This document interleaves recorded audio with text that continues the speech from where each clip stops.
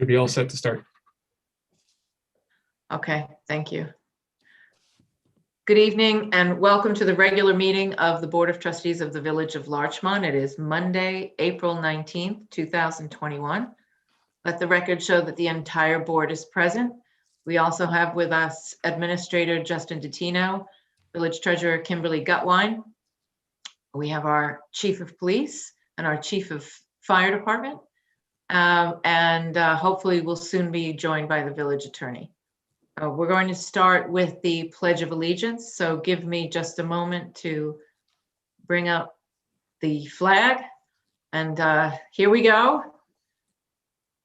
Ready? I pledge allegiance to the flag of the United States of America and to the republic for which it stands, one nation, under God, indivisible, with liberty and justice for all. Great, guys. What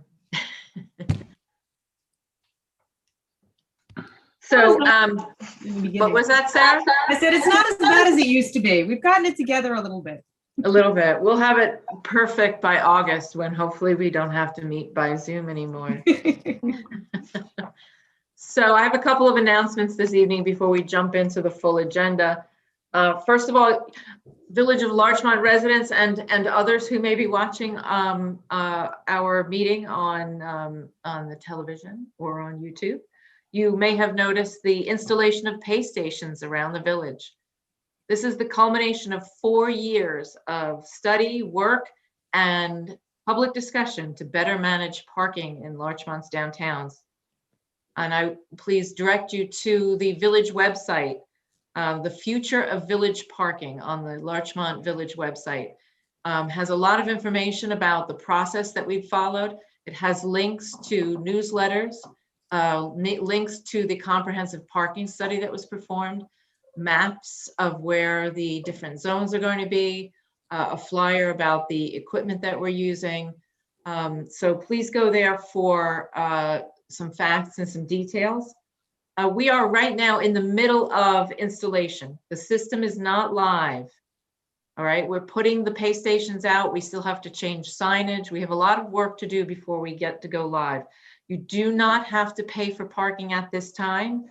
The pay stations were lit up and looked like they were functioning.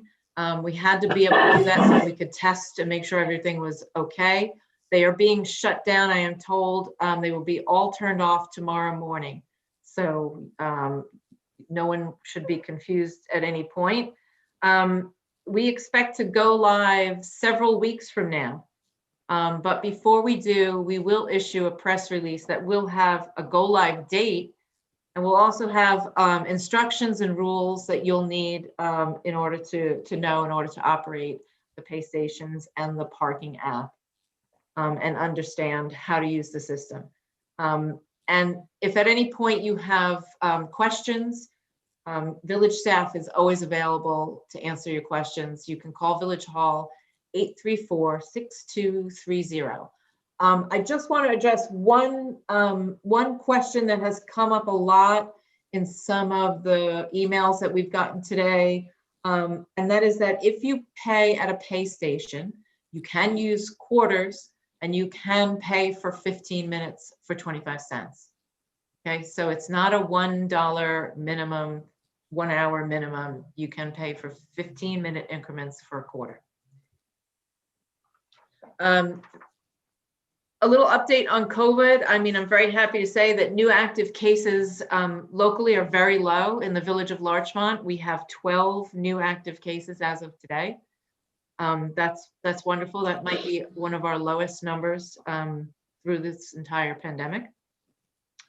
I urge everyone to please get vaccinated if you are able. And I want to let you know that as of today, 47% of county residents have at least one shot. So I think that's great. I don't know if we're beating the national average, but it sounds pretty high to me. Even if you are vaccinated though, until we reach a level of herd immunity that would protect the general public. We need to continue to wear masks and socially distance. And I also want to let everybody know that there is a fun event starting this weekend, and it's going to run for approximately a month. It is run by through the Chamber of Commerce, but it is sponsored by Julia B. Fee, Sotheby's International Realty, and many other sponsors, local businesses. And Carol Ward from One River School of Art and Design has played a big role in putting this together. And it is called Larchmont Arts on the Avenues, a month-long celebration of local artists and businesses throughout the village. The kickoff event is this Saturday, April 24th, in Addison Park from 2 p.m. to 5 p.m. They're going to have live art and movement performances, guided artist walking tours of art displays. Basically, there will be local artists displaying their work in store windows around the village. There will be a tour to go around. The artists will be at the business so they can talk to you about what their art is.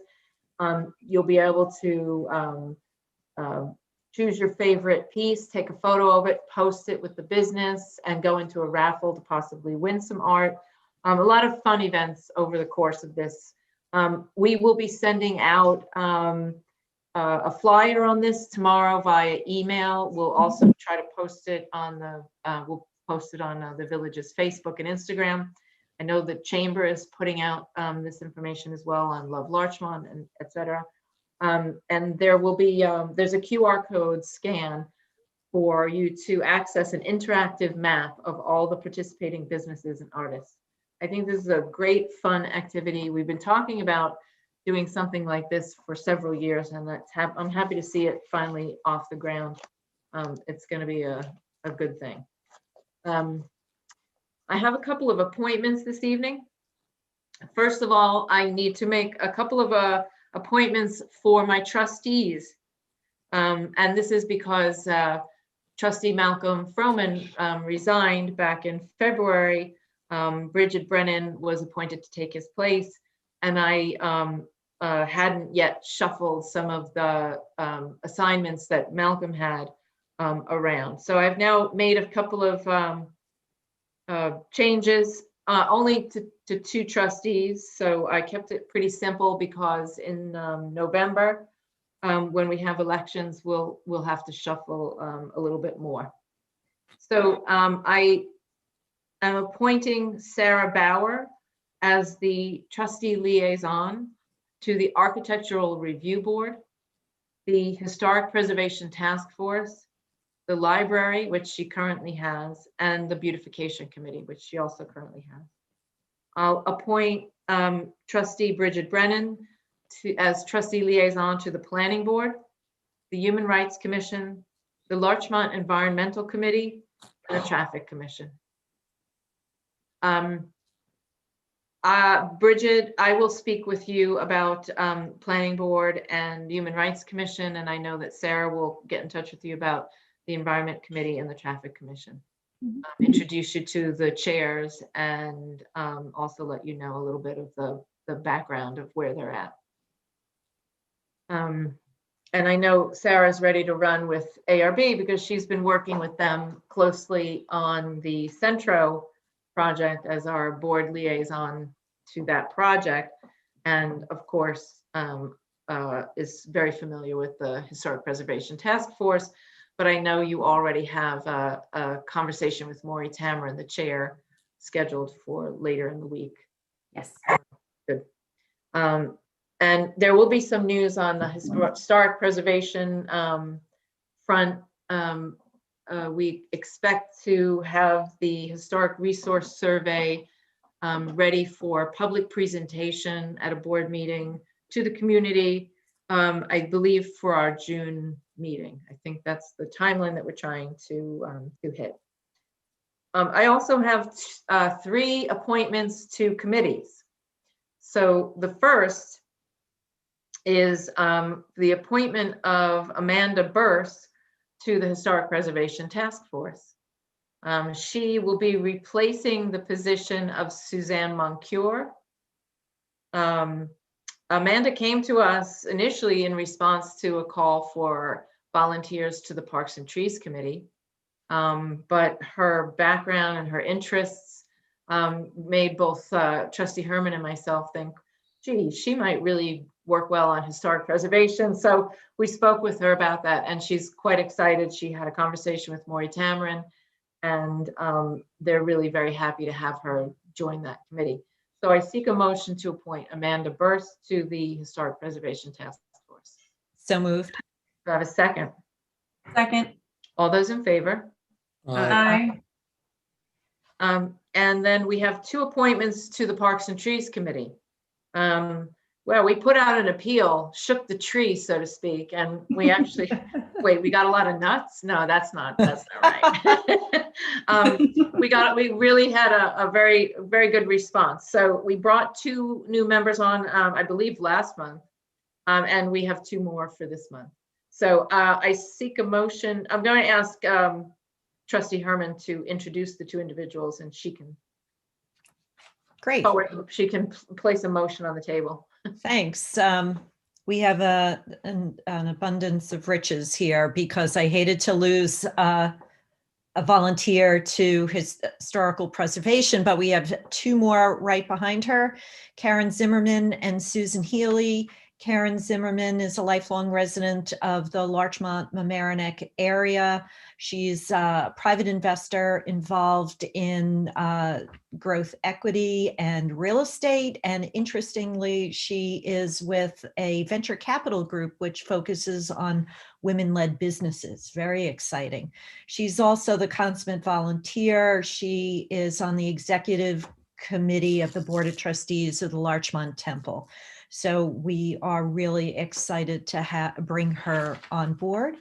And our second volunteer, Susan Healy, is a commercial real estate attorney with a private equity firm. And she also, we get people who just love volunteering. She was part of the Larchmont Newcomers Club for the first 2 years. She was in our community, which goes back to 2018. And she is so excited about being part of the Parks and Trees Committee because of her love for the outdoors. So I make a motion to bring on Karen Zimmerman and Susan Healy to the Parks and Trees Committee. Second. All in favor? Those in favor? Aye. Aye. Thank We're all in you. favor. Thank you. That's great. And so, yeah, go ahead, I Carol. was just going to give you the total. So we really had some turnover. We are now up to 7 members, and we've been bringing them on, and I'll report more later about what they're doing. And we're going to have 1 more for next month. Excellent. I love to see it. It's Parks and Trees was one of my first liaison assignments as a trustee, and it was really, I enjoyed it so much. So I'm glad to see that committee is being reinvigorated after some of our long-term volunteers, finally decided they'd put in enough time and they were moving on to other opportunities. Thank you to Amanda, Karen, and Susan for volunteering, and anyone else who wants to get involved in the village in some way. We have a lot of committees. We're often looking for new members. Please take a look at the village website, see what committees we have. If something interests you, you can email the village clerk at villageclerk@villageoflarchmont.org. Nice and easy. Next up on the agenda, we have the public hearing for the 2021-22 tentative budget.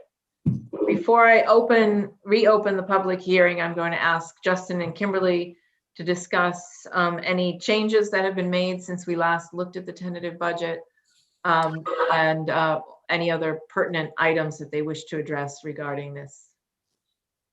Thank you, Mayor. I actually have somewhat of a budget message. We'll consider it a tentative budget message to read, and that really introduces where we are in the budget and the purpose of the budget and some other information that I want to make sure is out there. The 2021 budget is a responsible budget. In my view, it precisely accounts for the known and anticipated expenses in the ensuing year while being cautiously optimistic on the receipts of non-property tax revenue sources.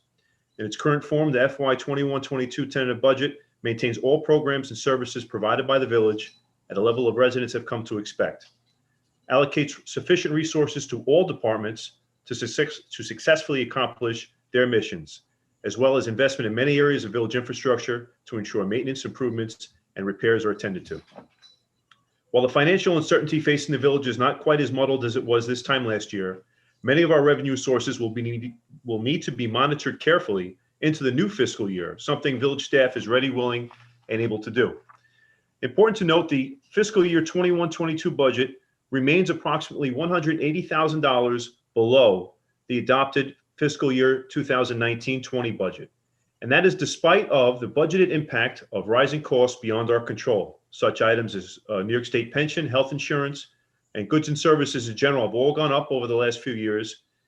In addition to the contractual salary adjustments across all 3 fiscal years, but for all 4 bargaining units. So all these items have happened, and we're still at a budgetary level 3 years below of 3 years prior, I should say. Since the last meeting held on April 5th discussing this current budget, several adjustments were made to the tentative budget as requested by the village board.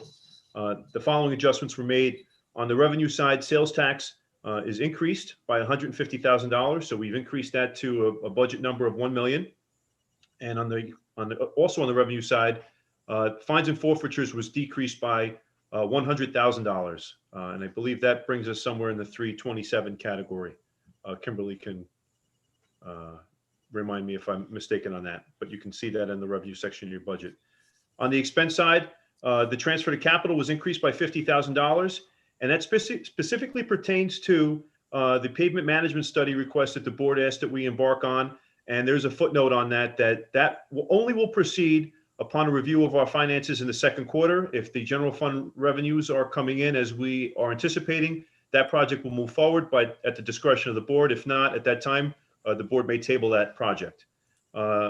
Continuing on the expense side, shade trees was increased by $6,500, and there was an offsetting decrease in salaries by $6,500. So the village treasurer, excuse me, that concludes the changes that were made since the last meeting. The village treasurer is continuing to review bond refinancing opportunities, and at this time, it is feasible and likely to proceed, but it will not have an impact on the fiscal year 21-22 budget. So although it looks like we will do the refinancing and out into the future, there will be a significant savings as a result of that. There's not a savings to be budgeted for the next year.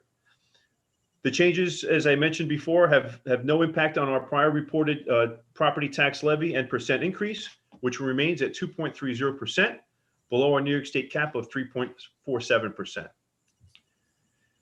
This is an item that I really wanted to remind everyone about, that the annual budget is one, if not the most important policy decisions the village board concludes to each year. This is the allocation of the village's finite resources, the determination of levels of service, programs, projects, and most consequential, staffing. Staffing is 80% of our budget. The actual salary and the associated costs of staffing is it. That's where we are as a village in terms of dollars and cents. Turning now to something more specific, I'd like to discuss the impact of this budget as it pertains to the Larchmont Police Department. I understand there may be a conversation in the community with regard to the allocation of resources and the village's police department. Over the last 10 years, there have been no reductions to staff or operating resources. Although the belt has been tightened, the village has maintained these numbers and this level of allocation. Prior to 2016, capital costs were allocated within the department's general fund line. Subsequent to 2016, projects over $5,000 were moved into the capital fund. After that change had happened, there has actually been an increased funding or allocations made to the police department on the average of approximately $75,000 a year. So if you'd looked prior to 2015 and you did a 5-year average, it would be X amount of dollars that went into capital expenses and contractual costs. Post 2016, that same number actually increased by about $75,000, and that's on an annual basis. One of the strategies enacted to weather the COVID storm this time last year was to defer the funding of 2 vacancies of police officer. This same decision was made for 2 funded vacancies in the DPW. Vacancies generally occur through retirements and resignations. The decision to defer was not one to eliminate. What this means is instead of hiring someone in June, we would seek to hire them in December. That gives us a budgetary savings of their salary for the 6 months, something the village very much needed to do in light of the financial circumstances we were facing and the uncertainty ahead. At this time, there are several vacancies in the police department, and anyone who has recently went on the village's webpage noticed that we are actively seeking to fill these slots. We're looking to hire qualified police officers, whether that be through transfer or through a new candidate hire and put them through the academy. All vacant and active police officer positions are funded in the fiscal year 21-22 budget. The expectation is the village will hire qualified persons throughout the ensuing fiscal year. It's an ambitious goal because we're facing some attrition, but that is the objective. And attrition is inevitable in any organization. Attrition in the police department, however, is complicated by such factors as prior notice given by someone planning to separate from service. And again, that's retirement or resignation. We tend to find that the more senior administrative staff members of the police department will give more notice just by virtue of their position as being a more managerial. But those positions in police officer, transfers and resignations come up quite abruptly, and folks may just decide that they want to retire, and that's their opportunity and that's their right. But that lack of notice sometimes helps us plan ahead because the planning, again, the timing of next academy is difficult to sometimes pinpoint, where we can actually offer the academy to new candidates, as well as the time it takes to perform a thorough and complete background investigation, whether it's for someone transferring in or it's for a new candidate going through the academy. The fiscal year 21-22 budget provides for a total complement of 24 sworn officers. This number is down 1 from the prior fiscal year, or the current fiscal year we're in. At this time, the department is anticipating a retirement of the captain, who's been a long-serving and very dedicated member of the department and the village for many years.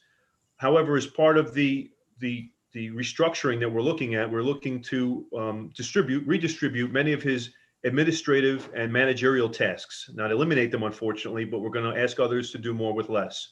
But we do plan on maintaining the patrol complement, and the patrol complement is our community policing at its finest. It's men and women on your streets and your neighborhoods, patrolling and safeguarding your home's property and livelihood. That will continue, and the village is funding that in its entirety. This is the first reduction in headcount in about 10 years. I look back briefly just to get a sense, and about 11 years ago, we were at 26 officers. So again, in over 12 years or so, we're down 2. But this is a changing world. But this is not to say this is a final determination. The board may decide later on that we need to revisit this, or again, decide other opportunities at that point in time. But at this time, all of those positions are funded. This tentative budget that's presented to the board maintains those positions in patrol and police officer ranks, and we're committed to hiring the best that Larchmont can find for its department. With that said, if there's any questions, I'd be happy to answer them. I believe if you could explain, or if Kimberly could explain where things stand with the refinance, and a little bit more about why we're not including that in this year's budget. Yeah, so there's a net present value savings of $132,499, which will commence on around June 2nd. And the savings for the current year is approximately $22,000 between the 2009 and the 2013 bond. However, we do have a $45,000 fee that is associated with that refinancing for bond counsel, financial advisor, and the bank, which would hit our budget at the same year. Okay.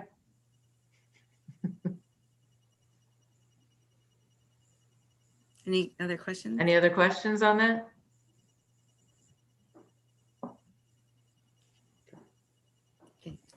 Good. All right. Are there any other questions on any of the changes that were mentioned? They were all ones which we discussed at our prior hearing.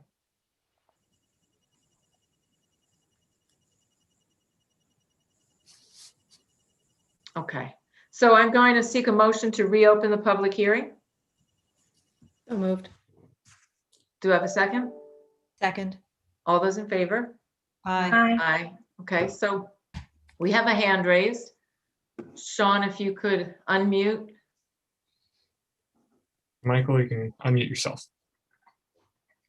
Thank you, Sean. Thank you, Mayor. Thank you, members of the board, and Mr. Justin and Kimberly. I just want to ask a couple questions on that refinance and also on the field permits.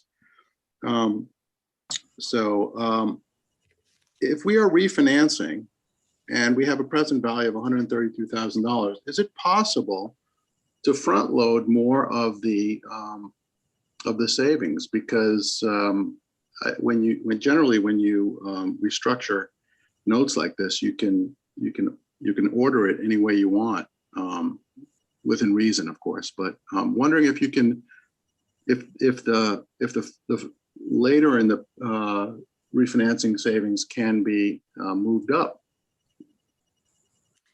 That's a good question, Michael, and I can certainly present that to the financial advisor and get back to you. Well, actually to the board, but thank you for thinking of me, but I think I'd like to have the board know that information as to what is possible. I mean, I know the last year in April, they had the bond person came in and sort of went through that whole presentation. And it seemed to me that you could front load some more of the costs, at least to make it neutral, if not to give a little tax relief. And then secondly, I understand what Justin said. I did send a spreadsheet with respect to the field permits, and I hope he looked at it. It's kind of important to have that sort of oversight, but I'd like to know, what is the current year-to-date totals for permit fees that have been collected as of today or recently, and how does it compare to the $200,000 that is in the budget?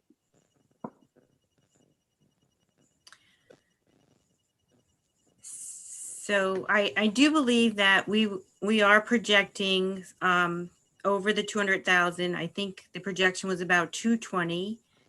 We are in the process of reviewing the field permits and looking at the different type codes. And we will have to get back to you on the final number. Just out of curiosity, because if you're at 220 right now, that doesn't include the school permit fee, which is paid in arrears at the end of the permit. So it sounds to me like there's a little bit more in the year-to-date receipts that than is in the budget. That is correct. That does not include the school permits. Okay, so I just wanted the board to know that there's a little bit more money there on that, and maybe before you vote, you can get an update as to those field permits. One other point that I didn't raise 2 weeks ago, Mayor, was the $204,000 from the sanitation, and whether or not that could form for tax relief. I see now why Justin and you suggested that maybe it not be used for tax relief.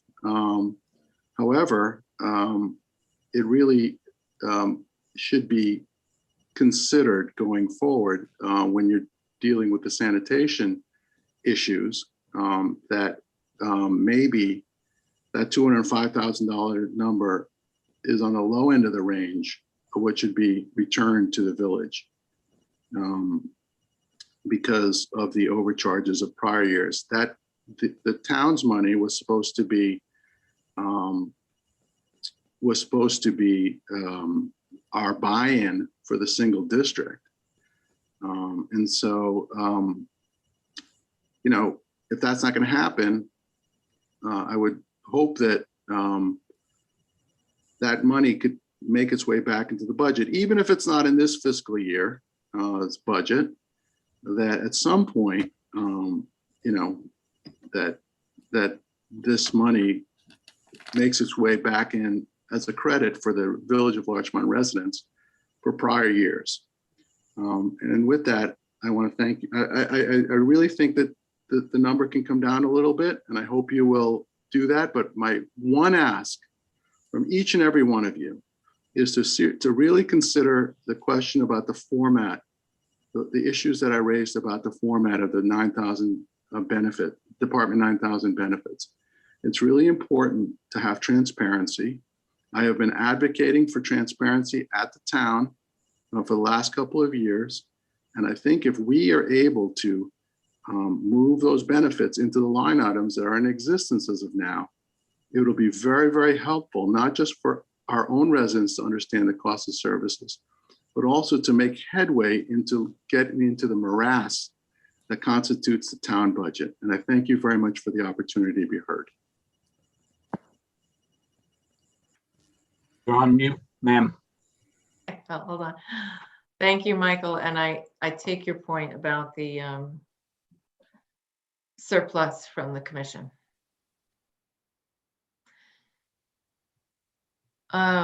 Is there anyone else who wishes to address the board on the budget?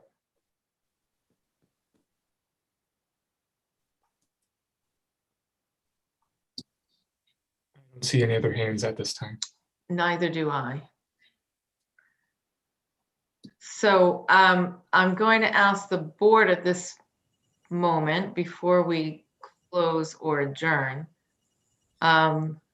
do you have any additional questions now for Justin or Kimberly?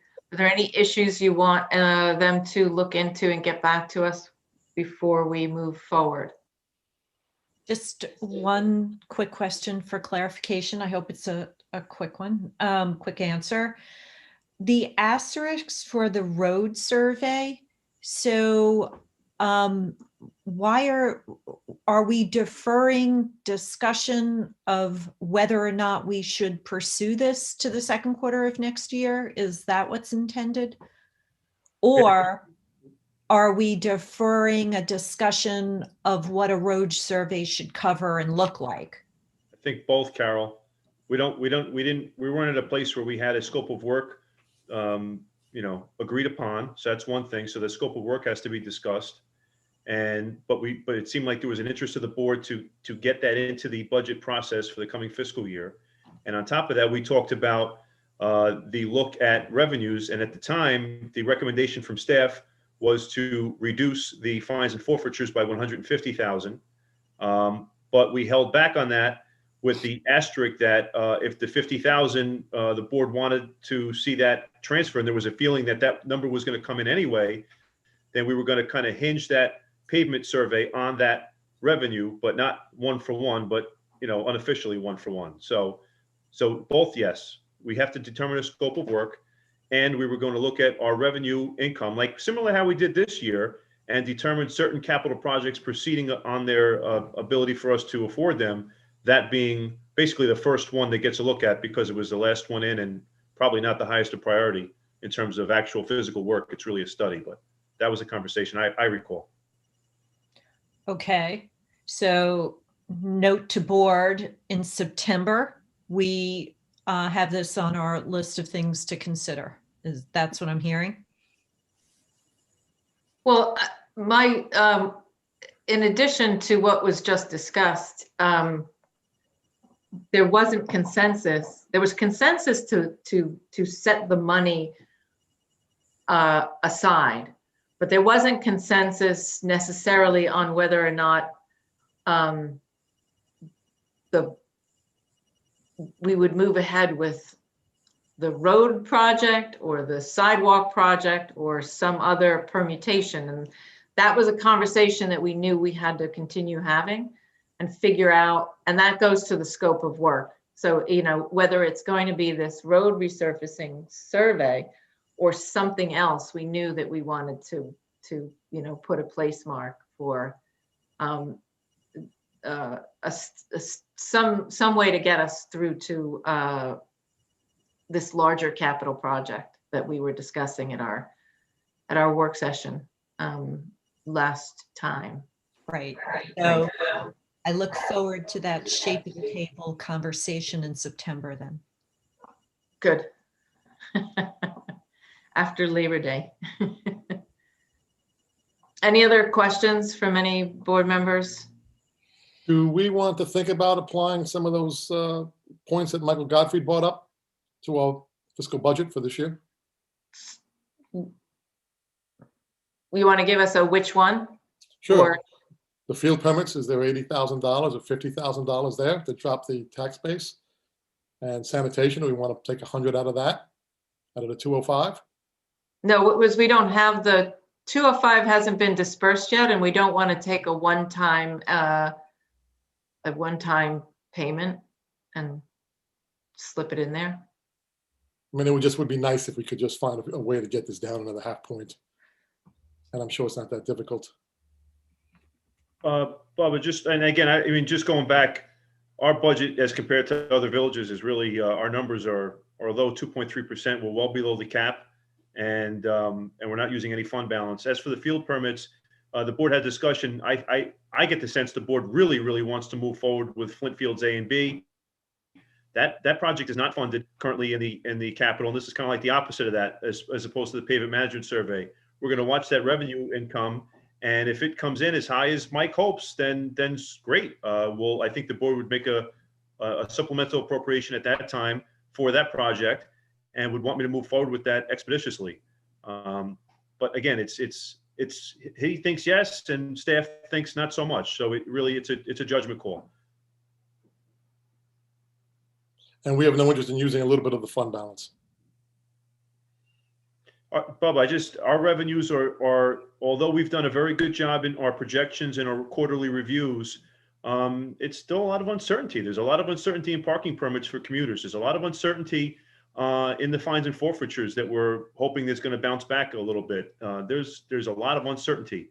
Our cushion is our fund balance, and not using it now will help us close this year, probably to the tune of about $50,000 or $100,000. I forget the exact number, but we're going to end up drawing on it to close this year. And we may be in the same position next year.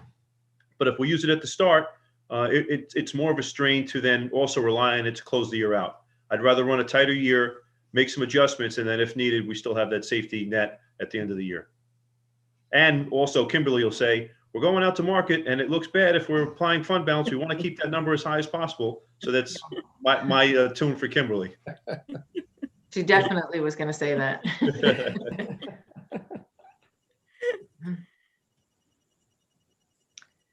Thank you. Any other questions? So straw poll for the board. Is everyone ready to vote on this budget? Yes. Yes. Okay. I seek a motion to close the public hearing. So moved. Do you have a second? Second. All those in favor? Aye. Aye. Great. So I seek a motion to approve the 2021-20, adopt the 2021-2022 tentative budget for the Village of Larchmont. Are you adopting it now as the permanent, as the? Yes, Okay. So you're adopting what I'm is, adopting the tentative budget as the permanent budget for 2021-2022. So moved. Do I have a second? Second. All those in favor? Aye. Aye. Great, thank you. And thank you to Justin and Kimberly for getting us to this point. Let's really hope that this next year is much less bumpy, and that everything we've predicted comes through and more. And then some, right? And some. And then we'll be able to take care of some of the capital projects that we know are still looming undone.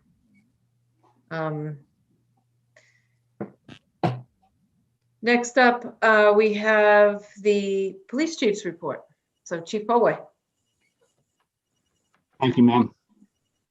I'll begin with the first item of life-saving actions.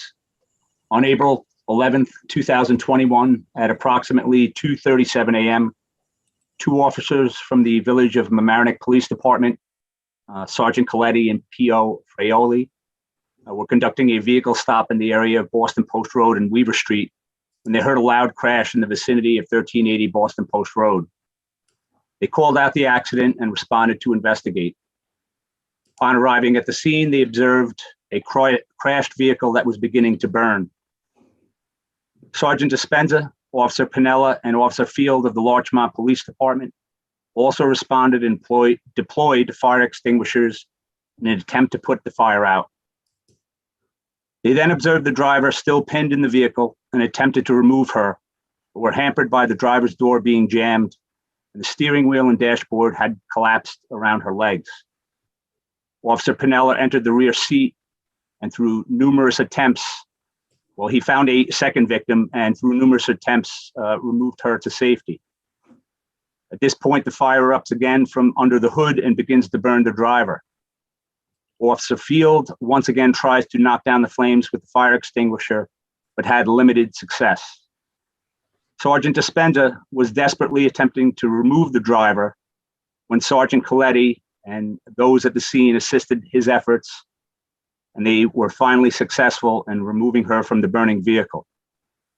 The 2 victims that were inside the vehicle were removed to a safe location where medical assistance was rendered when the officers discovered a 3rd victim that had been ejected from the vehicle, but unfortunately she was declared deceased at the scene. Both surviving victims made it to the hospital alive, thanks to the truly heroic efforts of the officers, and their conditions remain guarded at this point. Sergeant Dispenza received 2nd-degree burns on his hands and forearms, and Officer Pinella suffered from smoke inhalation, abrasions on his hands, right elbow, and right knee. The actions of all the officers involved were indeed brave and heroic, and were performed without regard to their personal safety. Absent their tremendous efforts, the 2 unconscious victims that were trapped in the car would have surely burned to death. I'm so proud of all the officers involved and their selfless actions and their sheer determination to succeed truly epitomize what a first responder is and should be. All of the officers involved in the rescue have been put in for the Macy Award for their life-saving activities. Our thoughts and prayers are extended to all the victims and their families during this difficult time. My next item is about unemployment benefits fraud. And I have previously discussed reports of residents being victims of unemployment benefits fraud, and we continue to receive multiple reports of this activity still taking place. You don't have to be unemployed to fall victim to unemployment fraud. Many unemployment insurance victims do not know they have been affected until they file for unemployment insurance benefits, and some may not know until tax season rolls around. Any person who commits fraud will have to pay back the money, and he or she will be penalized and may be arrested and prosecuted. If you have reason to believe that someone committed unemployment insurance benefits fraud, or if you are a victim of fraud, please contact the New York State Department of Labor, and you may remain anonymous. And there are 3 ways to report unemployment insurance benefits fraud. Visit the New York State Department of Labor website at www.labor.newyork.gov/agencyinfo./uifraud.shtm. Call the fraud hotline toll free at 1-888-598-2077 or report by mail to the New York State Department of Labor, Office of Special Investigations, Building 12, Room 200, West Averill Harriman Campus, Albany, New York, 12240. While we have been receiving reports of unemployment benefits fraud, we are also receiving reports of now vehicle insurance fraud, and we're talking dozens of cases at a time. So really, people need to be guarding their information And if they suspect they are a victim of fraud or an attempted victim of fraud, please contact the police department as soon as possible. Autism awareness. Throughout the month of April, our village police cars will have an autism awareness patch affixed to them in support of National Autism Awareness Month. This effort was initiated by the New Rochelle Autism Patch Challenge that was started by the New Rochelle PBA on February 9th, 2017. It was created by a New Rochelle detective who was the father of an autistic child. Primary goal of the Autism Patch Challenge is to promote autism awareness in every community throughout the country by attaching a custom autism awareness police patch to at least one patrol car within each community's police department during the month of April. It is our hope that the nation will see that America's police departments join forces to demonstrate its continued support and concern for all those living with autism. And this is the 4th year we are supporting this worthwhile cause. Briefly speaking, in terms of autism, Project Lifesaver is a program designed to help individuals with Alzheimer's, autism, and other developmental disabilities who may wander or get lost. It is a partnership of Westchester Department of Mental Health, Department of Public Safety, and the Westchester Jewish Community Services. Individuals who are part of the Lifesaver program wear a personalized bracelet that emits a tracking signal. Signal can be tracked on the ground or in the air over several miles.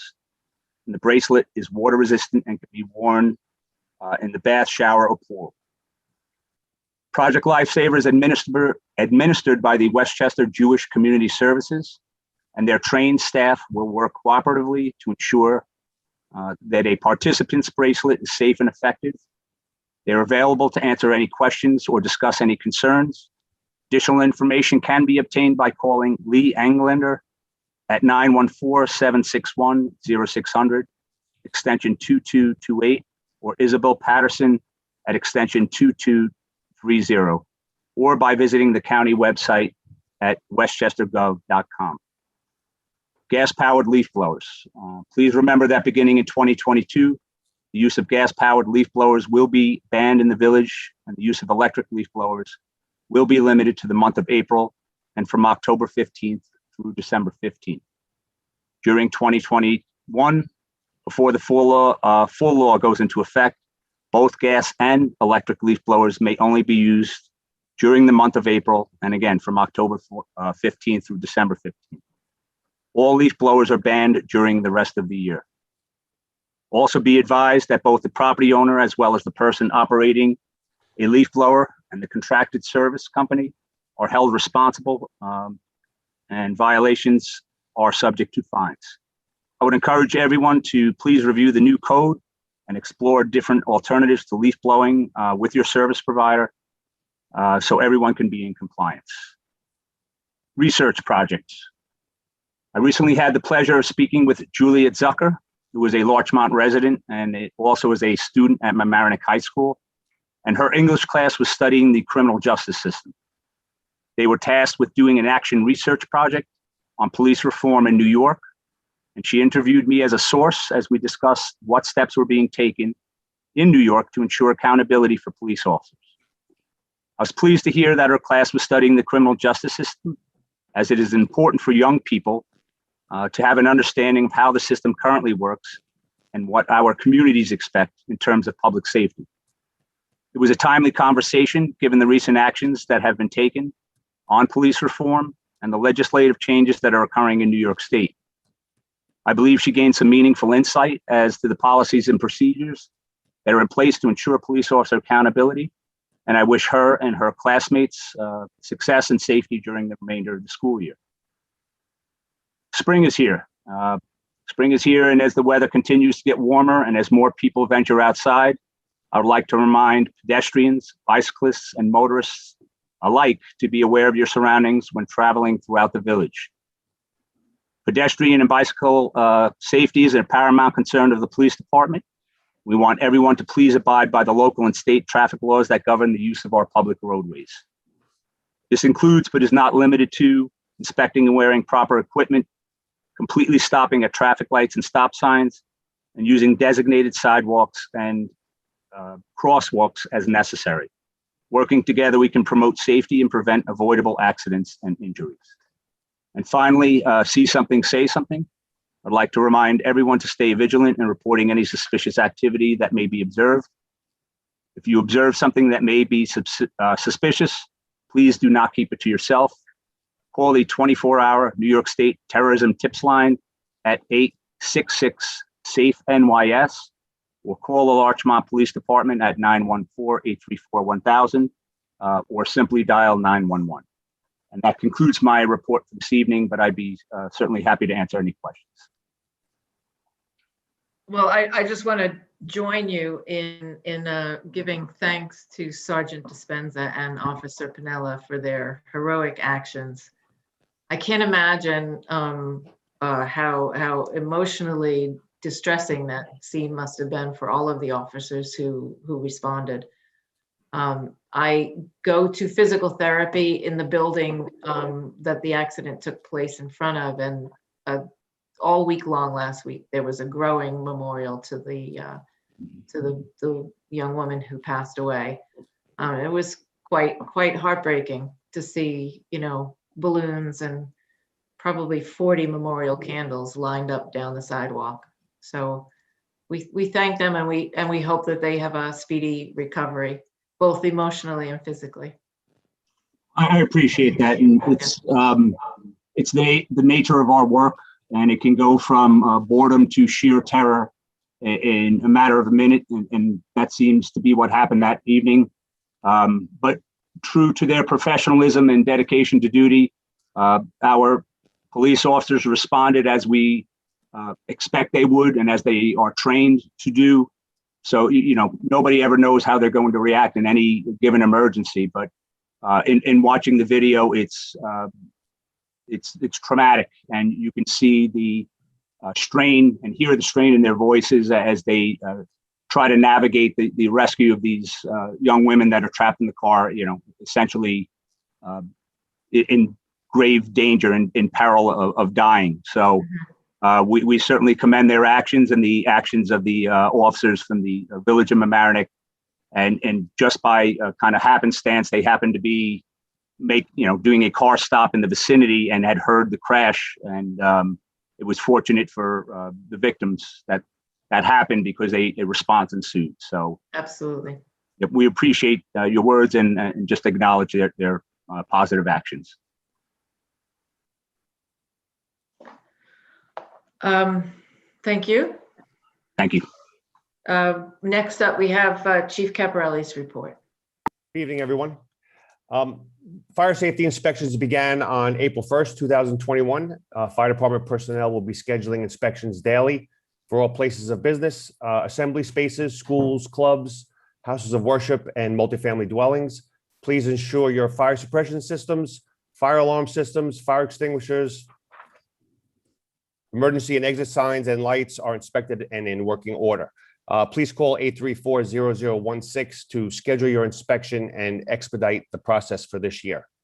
The volunteer staff sponsored an Easter egg. I guess it's the first annual, Bubba, Easter egg extravaganza. At Constitution Park on the Easter weekend. I will ask Trustee Finelli to speak about that, since he was there and he ran the event. And also on the volunteer staff side, Rescue 1 was called to respond to the village of Mamaroneck today for a structure fire on Mamaroneck Avenue. And also Trustee Finelli was there, so I don't have too many details because it happened pretty late in the afternoon. But yeah, I'll let him speak about that also. Career firefighter James Shanahan, our newest firefighter, is in his 5th week of an 18-week fire academy at the Westchester Career Chiefs Fire Academy at the Westchester County Department of Emergency Services in Valhalla. James has been chosen as class president due to his leadership and quick grasp of all aspects of his training. He will graduate with 33 of his fellow firefighters from all over Westchester, as well as from departments in Putnam, Dutchess, and in Long Island. Lieutenant John Adams and Lieutenant Richard Valentine of the career staff have been teaching skills and conducting classes at the Fire Training Academy as part of the instructor staff, alongside instructors from all departments having a recruit in the class. This is the first time Larchmont has been able to provide personnel with the proper credentials to teach at the Fire Academy. Our presence is greatly appreciated, and the valuable networking and recognition for Larchmont will solidify relationships with our mutual aid partners. PPE acquired through the COVID supplemental grant. If you remember, I got that a couple of meetings ago from the Department of Homeland Security. That has arrived. As per the Public Employee Health Emergency Plan mandated by New York State that we also spoke about a meeting or two ago, we now have the PPE required by that plan for all employees of the village, contractors, and visitors for a period of 6 months, should another public health emergency emerge in the future, after this one is over, of course. I also have distributed PPE kits to all departments from that supply for immediate use, as well as for the summer camp program in Flint Park from that same allotment. A new piece of equipment has been added to Engine 33, an Elkhart Ram Rapid Attack Monitor. This is a standalone hose and nozzle appliance capable of flowing 500 gallons per minute on a fire virtually unattended. This will free up our manpower to perform more needed functions while applying large amounts of water on a fire simultaneously. This new equipment was acquired through funds remaining from the Assistance to Firefighters grant for the recently installed turnout gear washer and dryer that we received a while back.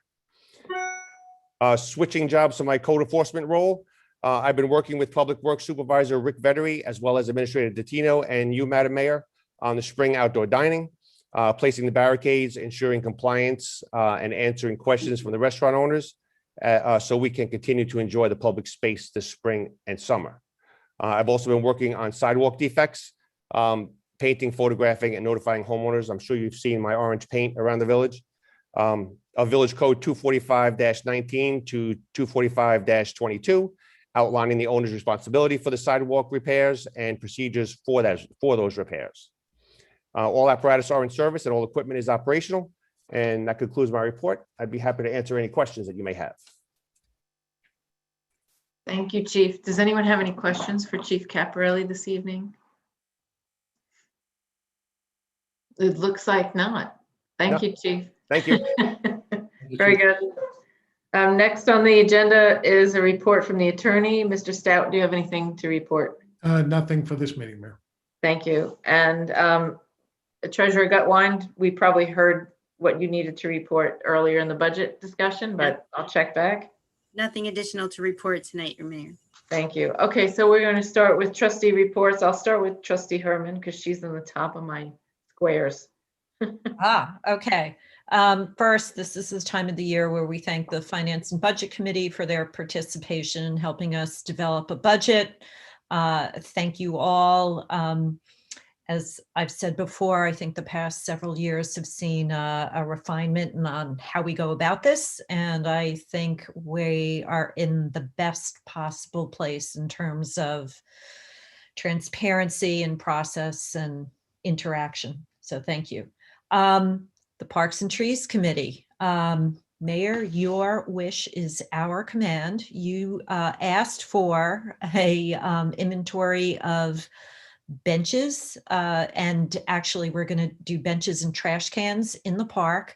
Alex Gotti and Brooke Brandt have already marshaled all the volunteers to cover the parks, and they are developing a master spreadsheet which details park benches, type, condition, as well as garbage cans. And that'll serve as a starting point for things that we would like to upgrade in the future, and also tie that to a redo of our bench donation program, where we really need to bring that up to date as well.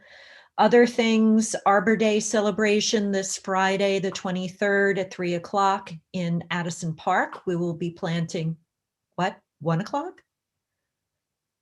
What? No. It was like one of those. Yes, Oh. I'll be there. Sorry. Oh, Didn't mean to okay. confuse you with the one finger. Yeah, because I think it is 3 o'clock. I'm checking right now. I'm checking my calendar right now. Make sure I have the right time.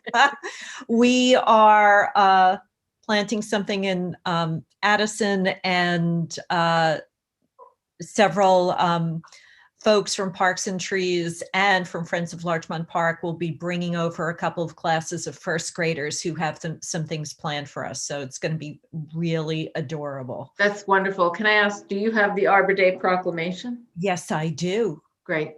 It needs an edit. A signature? Well, it needs an edit, and Oh, okay. I'll tell you about Okay. that offline. Great. Thank you. Even though we've had a kind of a rollover of volunteers, we've still managed to get our tree planting process done for this spring. And shout out to Andrew Sage and James Hudson for stepping in where Ann Mangone and Tony Porter left off. So all good, that's going fine. And then lastly, we had a subcommittee, reps from Parks and Trees and Friends of Larchmont Park begin the hard work of developing a planting plan for Constitution Park. So busy. Very busy. Excellent. That's it for my committees. Great. Thank you very much. Trustee Finelli. Thank you, Mayor. Let's just talk about recreation news for a second.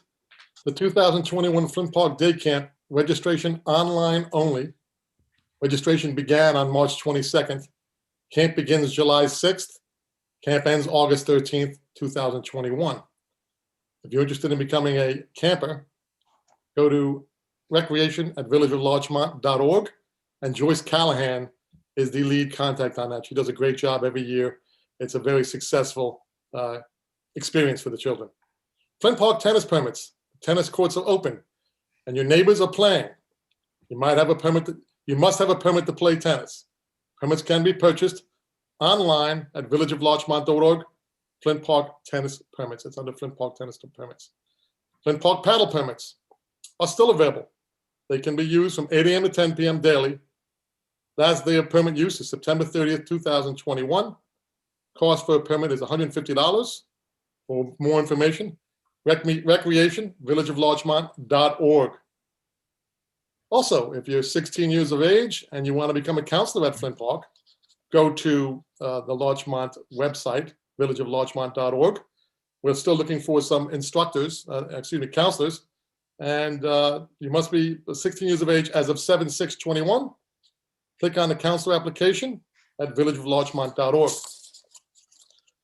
Village of Larchmont volunteers, the chief had hinted to it earlier. We had the first ever Great Spring Egg Hunt in Constitution Park on April 3rd. It was a fantastic event for the little ones.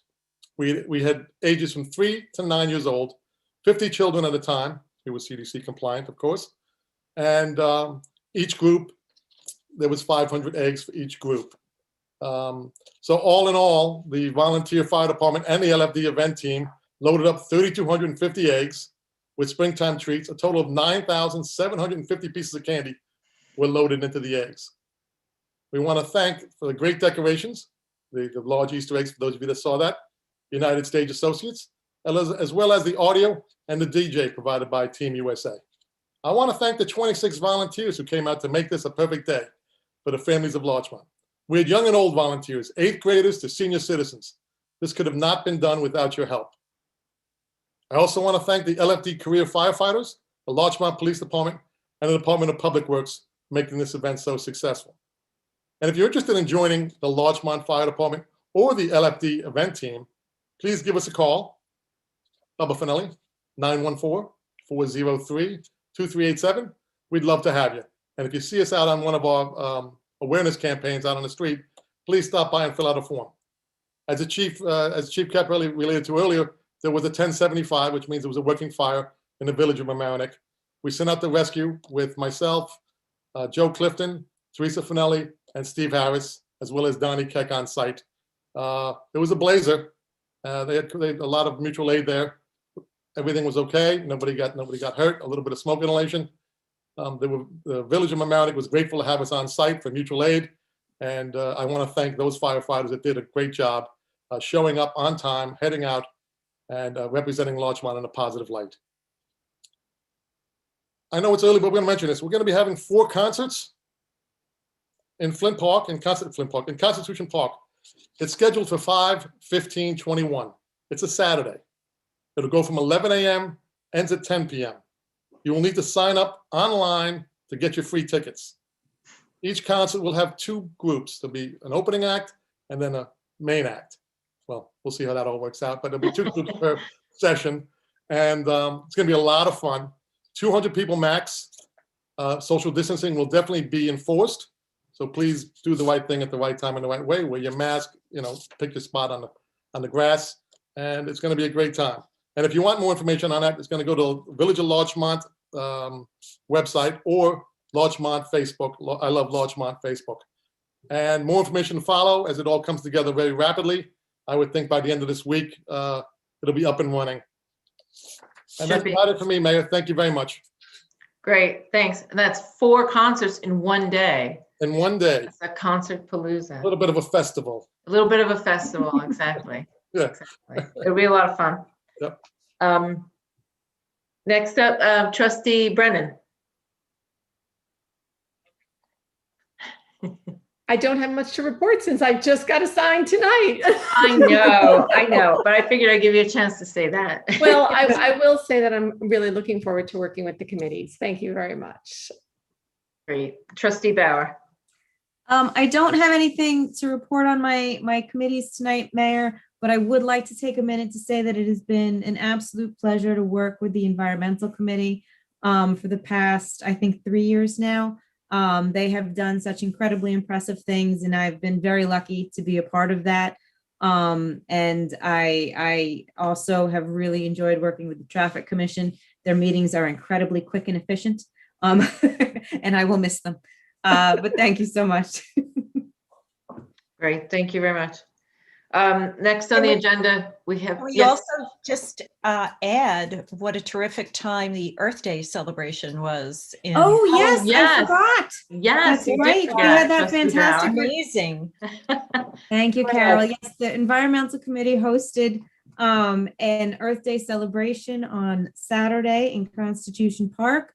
They had all sorts of fantastic information to help educate our residents on ways that you can help our environment. And it was really well organized, really well done, and a lot of fun to participate in. Wonderful. It was a lot of fun. And very informative. Yes. Yeah. I have my pollinator brochure in the office. I need to plan my garden for the spring now with that. And I participated in Jenny Gear's tree walk in Constitution Park, and you would think there wasn't really that much to talk about. You have to go on Jenny's tree walk. It was really terrific. Jenny does a great job. Great job with the really walks. did. Yeah. Talked about our white pines, our river birches. It was great. Excellent. Next up, we have the administrator's report, and he's going to talk about the fascinating MS4 stormwater report. Mr. Tino, would you like me to pull that up for the audience to view? It's kind of lengthy. I'll just, if you want to show them where it is, we can put the village website up and just show them where. But first, I'd like to thank the board on adopting the budget, the 2021-22 budget. The village obviously shows its commitment to staff, and now it's our turn to make sure that we uphold that commitment and provide the goods, services, programs, and upkeep of village property, in accordance with that document. And staff will gladly carry that on into the next fiscal year, and we appreciate your continued support for us and the operation. My business tonight, aside from the budget, is the MS4 report. And every year I try to remember the 4 S's: municipal, separate, storm, sewer report. And that really speaks on our plans, programs, activities, outreach, maintenance with regard to maintaining a stormwater network separate from our sanitary and keeping that stormwater as clean as possible, as that is ultimately discharged through outfalls into the Long Island Sound untreated, essentially. Our catch basins are the only treatment. So that whole network of clean area catch basins, cleaning the oil booms, sweeping the streets, and outreach to the public with regard to litter and dog waste and don't change your oil over the catch basin type of information, which, sounds funny now, but that's only because there's been a lot of outreach about it. And it's only because of that we actually see improvement in the Long Island Sound through stormwater, through improvements in our sanitary network. And the report that's available for public view and comment needs to be adopted by the village board no later than, I believe, May 31. But Brian can correct me on that. It's under services, and the mayor has And it up. you can find it on the village website under Our Community Stormwater Management, and just go to the 2021 proposed MS4 report. Thank you. And then we normally have more public outreach. We have opportunities for brochures and interaction with the public. Given the COVID circumstances, a lot of the typical outreach was scaled back, but the building department still enforces erosion and sediment control on all construction work sites where it's appropriate. The Department of Public Works has been continuing its street sweeping and parking lot sweeping. We continue to maintain all our catch basins. So the meat and potatoes of our program is ongoing, but the important component, public education and outreach, we do our best. We'll also lean on the environmental committee to bring those messages home to the public, to contractors, and to everyone who's really living, working, and doing business in our village. We'll leave that proposed plan up for the month, and if we receive any comments, we will revise or respond to those comments. And the next time we'll talk about it, hopefully the board will adopt the plan.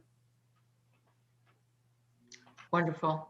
I would recommend that tomorrow, if the village clerk has a chance, that the proposed MS4 be moved to the top of that page with a note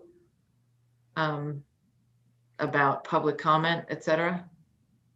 So it's a little rough to find it in the middle of the page. Good? Good. Thank you. Next on our agenda, we have the resolution for the Green Fleet policy. So I will open up the Green Fleet policy, and we did discuss this at our work session, our last work session. That was the second or third time we've discussed it. We had a draft which we finalized. We wanted to adopt this at the public meeting because we thought it was important that the residents knew what the Green Fleet policy was about, and we had an opportunity to discuss it a little bit at a broader meeting.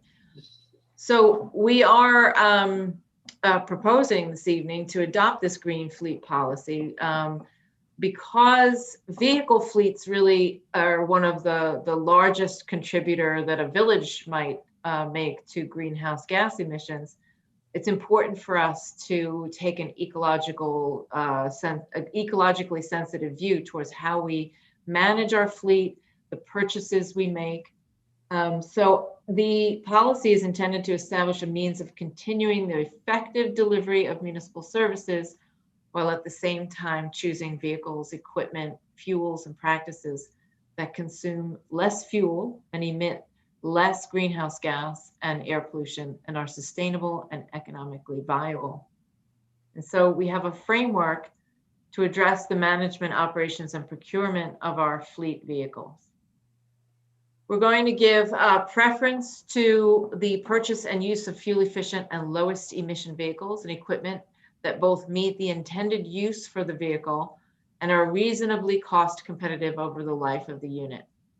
Through implementation of this policy, Larchmont shall seek to decrease total emissions and the environmental impact of its vehicles and affirmatively act to reduce greenhouse gas emissions produced by municipal vehicles. We will be keeping a fleet inventory that's going to help us keep track of where our current fleet stands and also help us evaluate vehicles for new purchases. And the inventory will require the 7 items of information included on this list. And we have some policy statements and implementation strategies that basically will require us to do a review every time we are considering the purchase, a lease or other procurement. I don't know what other way, but I guess somebody might give us one. I'm not sure. I wish they would. Procure the most energy efficient vehicle. So it has to meet the operational needs of the department for which the vehicle is intended. In other words, if we need a dump truck, we need to know that that dump truck is going to be able to perform and help the DPW in taking care of the task and service that they're using it for.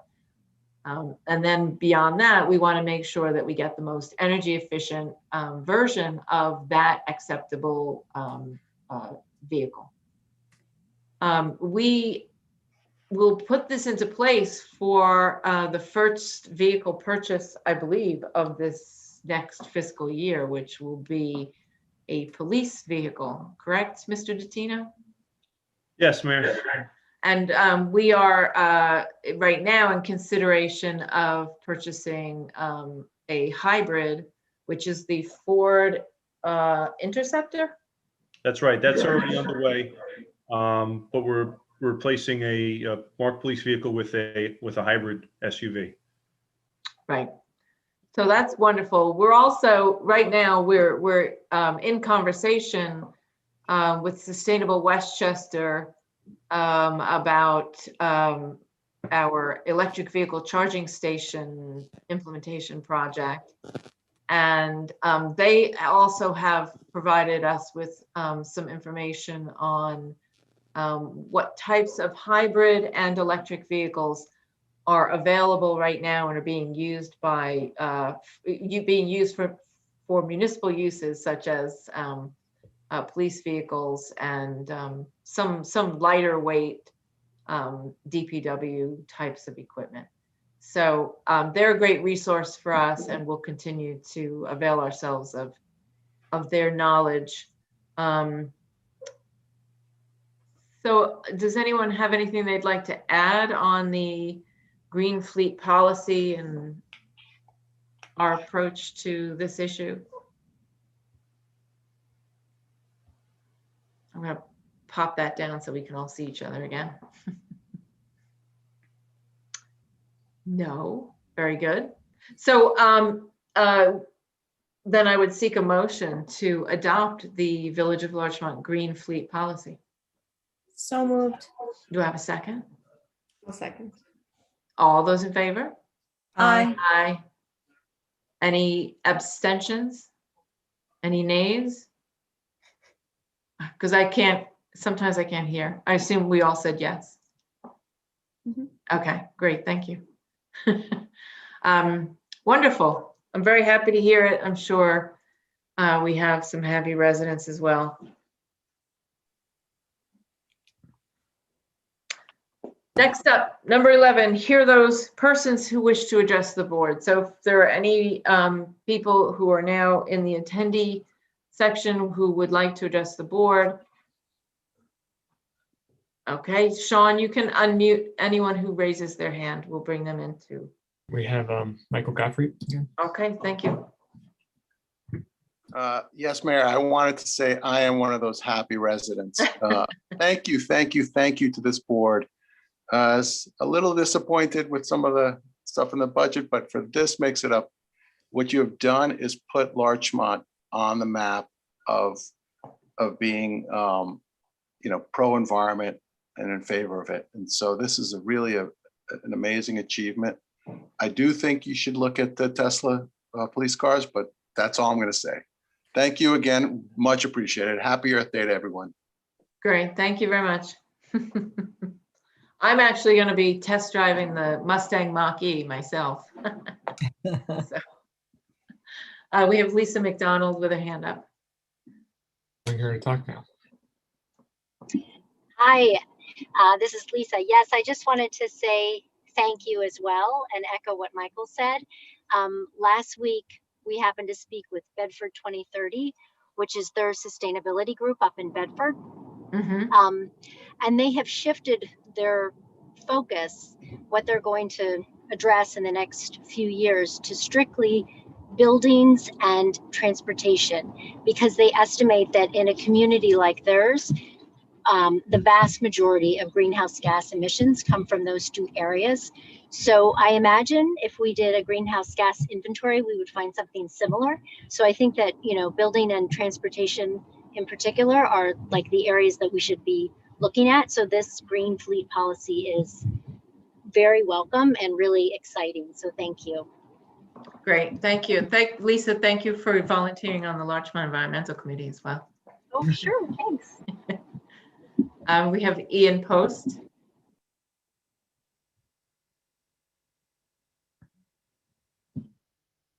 Hi, Mayor and Board. Thank you for the opportunity to address the public session. There's a variety of issues and concerns residents likely have regarding the implementation of paid parking in the village. And I'd like to address 3 primary points that, as both a resident and a member of the village's finance committee, may have some insights that might be of value to residents who are concerned about the new initiative. First, as a village resident, it's important to recognize that the paid parking initiative is a result of a deliberative multi-year effort by the mayor and board that included a professional parking study, several public presentations, and substantial time and effort directed toward understanding the impact of paid parking on many of the different village stakeholders. And I want to thank the mayor and board for all the work that they put into this. Secondly, I'm sure I share a concern with many residents that anytime a governmental entity seeks to generate a new source of revenue, that the money could drift off into some sort of bureaucratic black hole, never to be seen or heard from again, and without any tangible benefits to residents. To their credit, the board addressed this concern, and in my opinion, in the most appropriate way, by setting a policy that at least 90% of the net revenue from paid parking should be used for village infrastructure projects, including streets, sidewalks, and parking lots. These are areas where residents understand that substantial resources are needed to improve conditions, and that where they will see tangible benefits from the money spent on street parking. Just one final point is that paid street parking is consistent with the basic premise that users of the village infrastructure, both residents and importantly non-residents, should bear some of the costs of maintaining village infrastructure so that the burden doesn't fall entirely on taxpayers. In conclusion, I fully support the village's paid parking initiative and look forward to seeing the benefits bear out in future years through improved village infrastructure that residents could be proud of. Thank you for the time, and thank you for all that you do. Thank you very much, Ian. Thank you, Ian. That warms our hearts. The positive take on our new parking initiative. Exactly. Not the reference to the black hole of governmental revenue.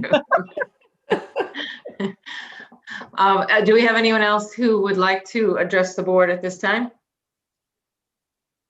I do not see any additional hands. No new hands. Yeah. Okay, great. Thank you very much. We're going to move on to item number 12, which is the approval of the minutes of the meetings. We have March 15th.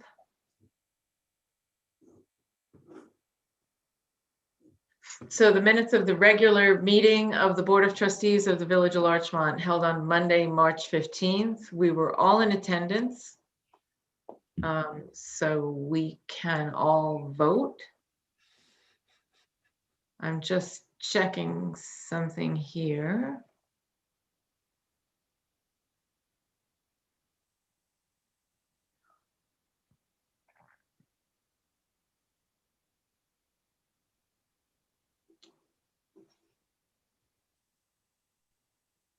Okay. All right. So do I have I seek a motion to approve the minutes of March 15th. So moved. Do I have a second? Do I have a second? Thank you. All those in favor? Aye. Aye. Very good. Next, I'm going to have the minutes of the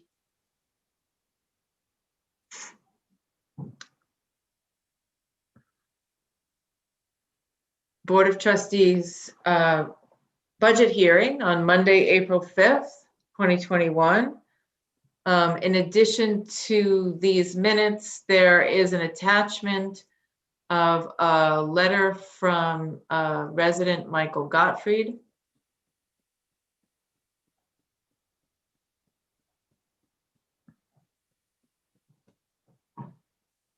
Which we have attached in the file. Just wanted to make everyone know that that's in there as an attachment to the minutes. Do I have a motion? I seek a motion to approve April 5th. So moved. Do I have a second? Second. All those in favor? Aye. Aye.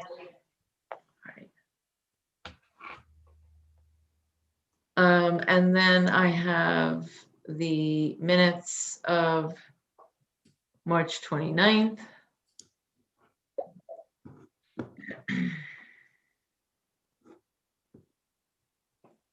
This was our work session held on Monday, March 29th.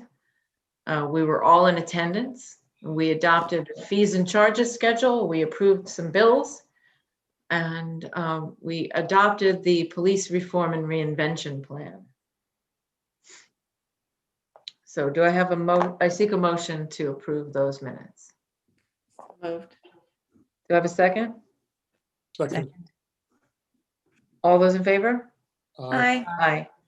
Now, before we move to the final item on the agenda, I am remiss because we had a resident who submitted a letter referring to the budget, which I will give to which Village Clerk Brian Riley already has in his possession and will become part of the record for the hearing today.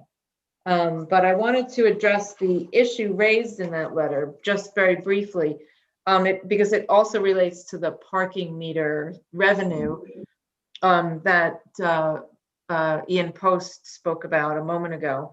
The question was, he is concerned about the tax increase and had asked whether or not we could apply some of the new parking meter revenue towards reduction of this tax increase this year.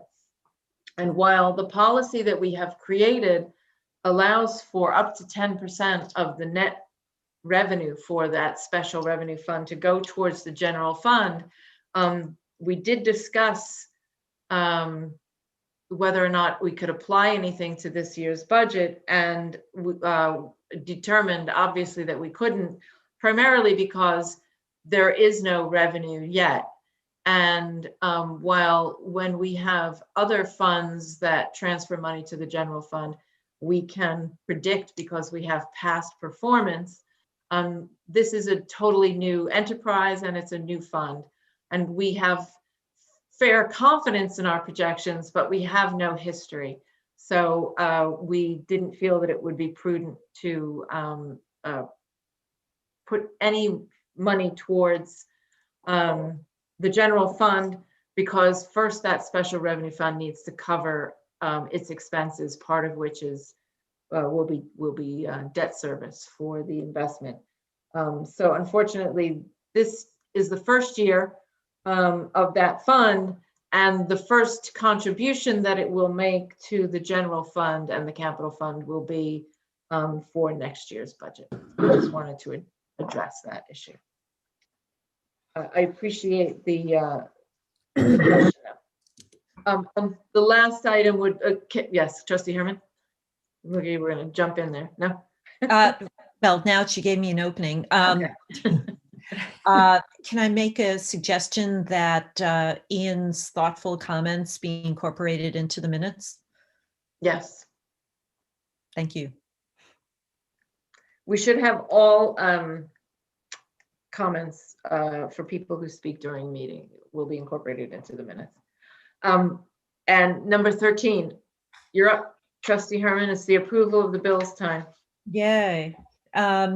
Mayor and Board, I have reviewed the invoices associated with the check register for bill list dated April 19th, 2021. I found them to be in order, and I move that the board resolve to pay all invoices listed therein in the amount of $267,984.26. Do I have a second? Second. All those in favor? Aye. Thank you, everyone. Great, thank you. I like the first number you started to say better. Yeah, that was the old number. That was last month's That number. was last month, yeah. But again, kudos to Justin, Kimberly, and James. The process of reviewing these invoices completely online, with most of our department heads putting them into the system correctly. It's just terrific. It's much better than it used to be. We've come a long way. That's all I can say. And, shout out to all who've made that happen, including you and your husband, Mike. Yeah. That's true. Yes, Mike definitely gets some award for helping implement the software, and that the Treasurer's Department now utilizes greatly and with accuracy. And it's a big help, I'm sure, to them and to the board as well. And it's roughly, 5 years to get here. Plus the global pandemic, which forced us to transition from paper and fully utilize the software. Yeah. Well, we'll take every little kick in the pants we can get, right? So that's the end of this meeting, and I seek a motion to adjourn. So moved. Do I have a second? Second. All those in favor? Aye. Aye. Thank you so much, everyone, and thank you Good to night, everybody everybody. watching and attending.